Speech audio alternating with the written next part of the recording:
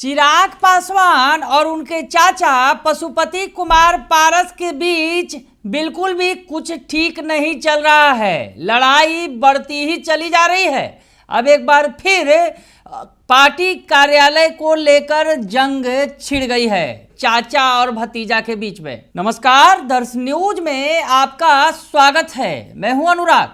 खबर बड़ी है क्योंकि एक बार फिर चाचा और भतीजा आमने सामने हैं। अब चाचा भतीजा बिहार की सियासत में नीतीश और तेजस्वी भी हैं। सियासी चाचा भतीजा हैं, लेकिन जो रियल चाचा भतीजा हैं यानी चिराग पासवान और उनके चाचा पशुपति कुमार पारस, उनके बीच तो लड़ाई थमने का नाम नहीं ले रही है। दरअसल पार्टी कार्यालय को लेकर, जो पटना स्थित पार्टी कार्यालय है, उसको लेकर जंग छिड़ी हुई है। पार्टी में दो फूट हुई थी और उसके बाद से ही ये लड़ाई जारी है और अब लड़ाई यूं कहें चरम पर पहुंच गई है। चाचा की पार्टी ने यानी पशुपति कुमार पारस की पार्टी आरएलजेपी ने गंभीर आरोप लगाए हैं एक मंत्री पर। जी हाँ, इशारों में मंत्री पर निशाना साध रहे हैं और बता रहे हैं कि ये उन्हीं मंत्री जी की साजिश है और इस साजिश के तहत ये सारा खेल हो रहा है। तो बड़ा बयान सामने आया है। पशुपति कुमार पारस की पार्टी के जो प्रवक्ता हैं श्रवण अग्रवाल, उन्होंने इस पर काफ़ी कुछ कह दिया है। यूँ कहे कि एक मंत्री को तो लपेट ही लिया है। इशारों में कौन है वो मंत्री आप समझ भी सकते हैं, और साथ ही साथ चिराग पासवान को भी लपेट लिया है चाचा की पार्टी ने। क्या कुछ कह रहे हैं श्रवण अग्रवाल, सुन लीजिए आप। क्या साजिश के तहत ऐसा हो रहा है? किसी को इसको प्रतिष्ठा का सवाल नहीं बनाना चाहिए। यह कोई प्रतिष्ठा का सवाल नहीं है। कानून जो कहता है, चुनाव आयोग जो कहता है, चुनाव आयोग की कॉपी है, हम आप लोगों को दे देंगे। चुनाव आयोग कहता है कि लोक जनशक्ति पार्टी का मामला, जिस बंगला को खाली कराने की यह गंदी सियासत हो रही है, जिस बंगला को खाली कराने की यह भवन निर्माण विभाग के द्वारा ना जाने किसी के दबाव पर ओछी और गंदी सियासत की जा रही है, तो हम यही चाहेंगे इस पर कोई राजनीति नहीं होना चाहिए। क्योंकि चुनाव आयोग ने कहा है, इलेक्शन कमीशन बिहार के पास स्पष्ट गाइडलाइन है देश के निर्वाचन आयोग का कि जब तक लोक जनशक्ति पार्टी का डिस्प्यूट हमारे यहाँ है और लोक जनशक्ति पार्टी का जो चुनाव चिन्ह था बंगला, उसका डिस्प्यूट का निवारण नहीं होता है, तब तक दोनों पार्टियों को बिहार में राज्य पार्टी का दर्जा प्राप्त रहेगा और यथास्थिति बनी रहेगी। जब बिहार सरकार का यह गाइडलाइन है, आज से कई वर्ष पूर्व बिहार सरकार के कैबिनेट ने यह फैसला लिया, भवन निर्माण विभाग ने फैसला लिया कि जो भी पार्टी को राज्य पार्टी का दर्जा प्राप्त है वह हमारे यहाँ आवेदन करती है कार्यालय के लिए, तो हम रेंट पे उसको जो निर्धारित है भवन निर्माण के द्वारा, उस रेंट पर हम पार्टी कार्यालय चलाने के लिए उसको आवंटित करेंगे। तो हमने जब पार्टी दो भागों में बटी, कई स्टेटों में आपने देखा होगा शिवसेना बटी महाराष्ट्र में, कई और स्टेट में पार्टी दो भागों में बटी, तो आपने देखा होगा कि चुनाव आयोग जिसको मान्यता देता है या चुनाव चिन्ह देता है उसको पार्टी कार्यालय उसी को दे दिया जाता है। विगत हम 1990 से पारस जी इस आवास में हैं। 1990 के से वह मंत्री के रूप में थे, उसके बाद प्रदेश अध्यक्ष के रूप में उनके नाम से आवंटित हुआ और आज तक पारस जी यहाँ हैं। और हम लोगों ने भवन निर्माण को लिख के दिया पार्टी टूटने के बाद कि लोक जनशक्ति पार्टी का जो है वो सीज हो गया नाम। लोक जनशक्ति पार्टी का जो नाम था चुनाव आयोग ने वो फ्रीज कर लिया है और बंगला चुनाव चिन्ह भी फ्रीज कर लिया है। दोनों पार्टी को अलग अलग नाम दे दिया गया है, अलग अलग चुनाव चिन्ह दे दिया गया है। तो लोक जनशक्ति पार्टी का आवंटन रद्द करते हुए इसको राष्ट्रीय लोक जनशक्ति पार्टी के नाम से नवीकरण किया जाए। आप जान लीजिए, आप लोग पत्रकार बंधु हैं, आप लोग भी न्याय प्रिय हैं, चौथा स्तंभ है पत्रकारिता के। आप बताइए, 2021 में पार्टी टूटी और 2024 तक भवन निर्माण विभाग कान में तेल डाल के सोया हुआ था। आज कहता है कि लोक जनशक्ति पार्टी का जो कब्जा है वो अवैध है, वो लिखता अवैध है। 21 में पार्टी टूटी, 22 तक उनका नींद कुंभकर्ण वाला नींद नहीं जागा भवन निर्माण विभाग के भ्रष्ट पदाधिकारियों का कि हम अवैध हैं। 2 साल तक हम वैध थे और आज 2 महीने में हम अवैध हो गए। हमारा यही कहना है, ठीक है, आपने 1 सप्ताह का समय दिया है, हम भी कानून का, न्यायालय का सम्मान करते हैं। न्यायालय का जो फैसला आएगा, आप किसी भवन निर्माण के पदाधिकारी को स्पष्ट रूप से चेता देते हैं, ईंट से ईंट बजा देंगे, हमारे पार्टी के कार्यकर्ता चुपचाप नहीं रहेंगे। न्यायालय का सम्मान बलपूर्वक खाली कराया जाएगा। सरपंच जी, स्टेटमेंट है भवन निर्माण विभाग के अधिकारी का, ये स्टेटमेंट है ऑन रिकॉर्ड कि अगर 1 सप्ताह में आपने, आप तो जानते हैं ना, भ्रष्ट जो पदाधिकारी होते हैं, जितने भी भ्रष्ट, जो ये सब भ्रष्ट पदाधिकारी, इनका संपत्ति की जांच होनी चाहिए।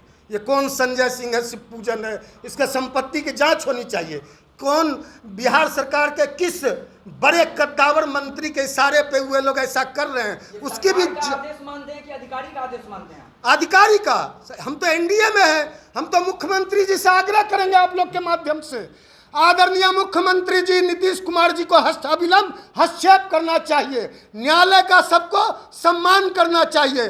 भवन निर्माण विभाग के अधिकारी को हम कहते हैं, बलपूर्वक की बात करते हो तो बलपूर्वक की बात करते हो, तो न्यायालय का तुम अपमान करते हो। न्यायालय का दरवाजा खटखटाइएगा आप? न्यायालय का हमने दरवाजा आज भी खटखटाया है, और जल्द ही 1-2 दिन में, 4 दिन में न्यायालय का फैसला आ जाएगा। न्यायालय का फैसला का इंतजार करना चाहिए, हम लोग मनमानी नहीं करना चाहिए, न्यायालय का सम्मान करना चाहिए। 1 सप्ताह के अंदर यदि न्यायालय का फैसला हमारे खिलाफ जाता है तो हम अविलंब 1 मिनट में इसको खाली कर देंगे। हमने तो कहा है, भवन निर्माण विभाग को पत्र लिखा है कि आप लोग न्यायालय का फैसला जो आता है उसका इंतजार कर लीजिए। वो लोग न्यायालय के फैसले का भी इंतजार करने को न तैयार है, ना जाने किसकी साजिश है, ना जाने कैसा हड़बड़ी है।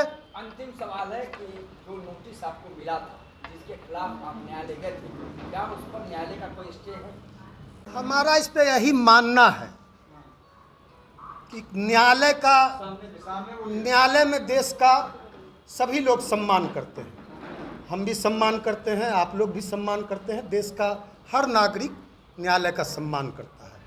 जहाँ तक रही नोटिस की बात, विगत 2-3 महीनों से भवन निर्माण विभाग के द्वारा लगातार किसी एक पार्टी को, या लोक जनशक्ति पार्टी, राष्ट्रीय लोक जनशक्ति का पार्टी का जो कार्यालय है, आवंटित कर दिया गया।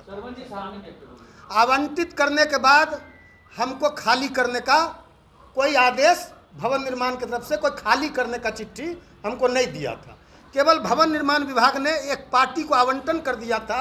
उसके बाद हम लोग न्यायालय गए और न्यायालय भवन निर्माण विभाग को लिखा कि मामला न्यायालय में है, न्यायालय का फैसला आ जाने दीजिए। और निर्वाचन आयोग के द्वारा हमको भी राज्य पार्टी का दर्जा प्राप्त है आज तक, अभी की स्थिति तक। और जिस पार्टी को आपने आवंटन किया, दूसरी पार्टी को, उसको भी राज्य पार्टी का दर्जा प्राप्त है। विगत 2 महीने पहले भवन निर्माण विभाग ने लिखा हमको कि आपने नवीकरण नहीं कराया, पार्टी कार्यालय का रेन्युअल नहीं कराया। पार्टी 2021 में टूटी, 2 भागों में पार्टी बटी। उसके बाद हमने भवन निर्माण विभाग को लिखा कि पार्टी 2 भागों में बट गई है।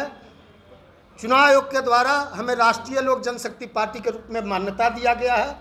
लोक जनशक्ति पार्टी का जो आवंटन है उसको रद्द करते हुए इसको राष्ट्रीय लोक जनशक्ति पार्टी के रूप में आवंटन कर दिया जाए, और जो आपका बकाया राशि है हमारे ऊपर, कार्यालय का जो किराया है, उसका विपत्र आप हमको दें, जिसका भुगतान हम करें। और लगातार हम बिजली बिल भी हमारे नाम से है, पारसौ के नाम से हम लोग बिजली बिल का भी भुगतान कर रहे हैं। उसके बाद लगातार चलता रहा। फिर 2022 में भी हमने भवन निर्माण को लिख के दिया था कि, और उसके बाद भी लगातार हम पत्र लिखते रहे।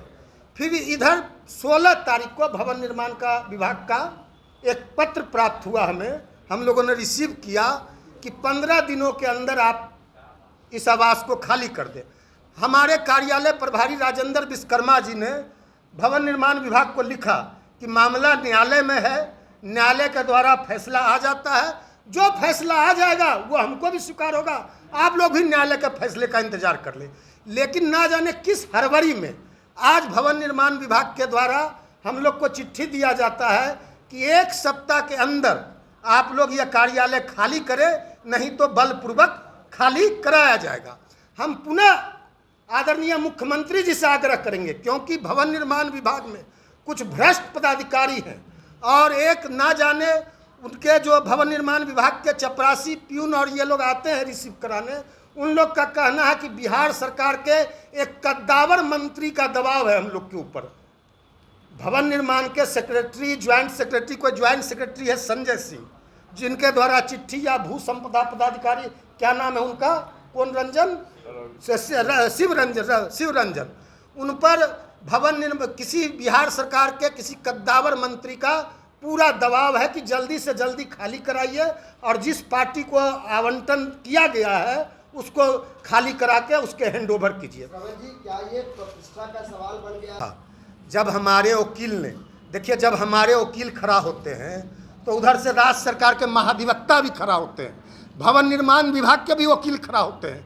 कई बार जिरह हो चुकी है तो न्यायालय ने कहा हमारे वकील को कि भवन निर्माण विभाग के तरफ से कोई खाली कराने का आपको नोटिस मिला है? हमने कहा, हमारे पार्टी के वकील ने कहा कि नहीं, भवन निर्माण विभाग के द्वारा कोई खाली कराने का नोटिस नहीं मिला है। आपके यहाँ कोई खाली कराने आया है? हमने कहा कोई खाली कराने नहीं आया। ये सब बस आज ऐसा हुआ है, आज ना जाने किस हमने पहले भी भवन निर्माण विभाग को कहा है कि न्यायालय में फैसला है। आज जब उसने कहा है कि स्टे नहीं है तो हम कह रहे हैं कि आप 1 सप्ताह इंतजार कर लीजिए, 10 दिन, 1 सप्ताह में न्यायालय में फैसला आ जाएगा।